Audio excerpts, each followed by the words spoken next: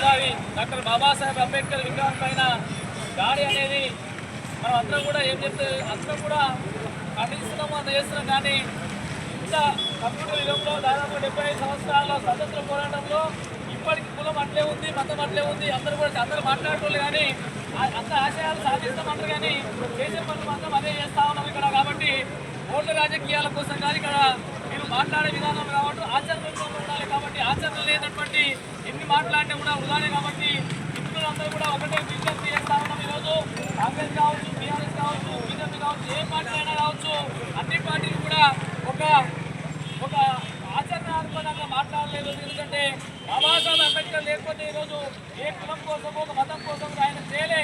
ఈరోజు ఆర్థికంగా, రాజకీయంగా, సామాజికంగా వెనుకబడ్డటువంటి అన్ని వర్గాలకు ఈరోజు మహిళలకు కూడా ఈరోజు మహిళలు కూర్చుంటారంటే కూడా ఒక హిందూ కోడ్ బిల్ అనేటువంటి ఆ బిల్లు ద్వారానే ఈరోజు వీళ్ళు బయటకు రాగలిగారు.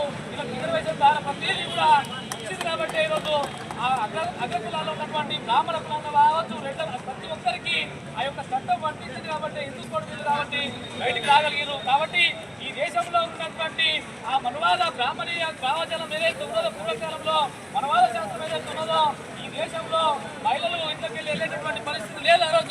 ఈరోజు వచ్చిందంటే కేవలం డాక్టర్ బాబాసాహెబ్ అంబేద్కర్ ఆ రోజు ఆయన న్యాయశాఖ మంత్రికి రాజీనామా చేసి హిందూ కోడ్ బిల్లు కోసం పోరాటం చేసి ఈరోజు అందరికీ సమాన హక్కులు వచ్చినాయంటే ఈరోజు చాలా మంది మా బీసీ సోదరులు చాలా మంది ఉన్నారు. కానీ ఇక్కడ బాగా అర్థం చేసుకోవాలి. బీసీ సోదరులారా, ఈ యొక్క అంబేద్కర్ అనేటటువంటి వ్యక్తి కేవలం ఒక మానవాళికలతో లేకపోతే ఒక ఎస్ఎల్ చెందిన వ్యక్తి కాదు, అందరి వాడనేది గుర్తించుకోవాల్సిన అవసరం ఉన్నది.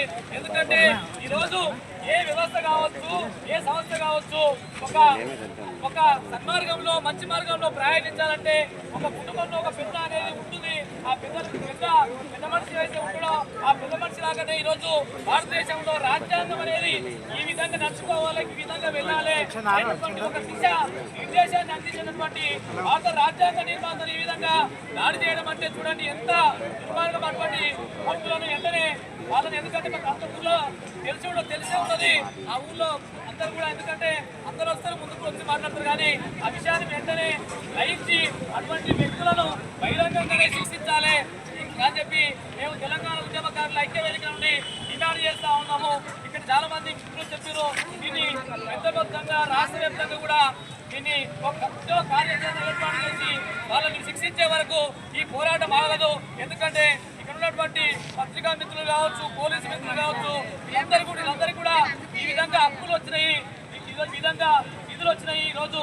కాబట్టి అందరికీ సమాన హక్కులు వచ్చినాయంటే కేవలం రాజ్యాంగం ద్వారానే ఏర్పడాయని చెప్పి చదువుకున్న వ్యక్తులందరూ కూడా ఆలోచన చేయాలి, చేసుకొని ఒకసారి ప్రశ్నించుకోవాలి. ఎందుకంటే ఈ విధమైనటువంటి ఆలోచన మీరు మానుకొని అంబేద్కర్ పైన దాడి కాదు, ఈరోజు యావత్ భారతదేశంలో ఉన్నటువంటి అందరిపైన దాడి జరిగినటువంటి విషయాన్ని ఈ సందర్భంగా గుర్తు చేస్తా ఉన్నాము. మాట్లాడుకున్న చాలా ఉన్నాయి. కాబట్టి ప్రజలందరూ కూడా దీనిపైన వెంటనే కార్యాచరణ ఏర్పాటు చేసి ఇటువంటివి మళ్ళీ పునరావృతం కాకుండా ఉండాలంటే వాళ్ళని శిక్షించాలి. వెంటనే వారికి తగినటువంటి శిక్ష పడ్డప్పుడే నేనంతా కూడా ఉద్యమాన్ని ఆపేసాం. కానీ లేకపోతే పెద్ద ఎత్తున ఉద్యమాలు చేయడానికి కూడా వెనుకబడమని చెప్పి తెలియజేస్తూ ముగిస్తున్నారు. జై భీమ్.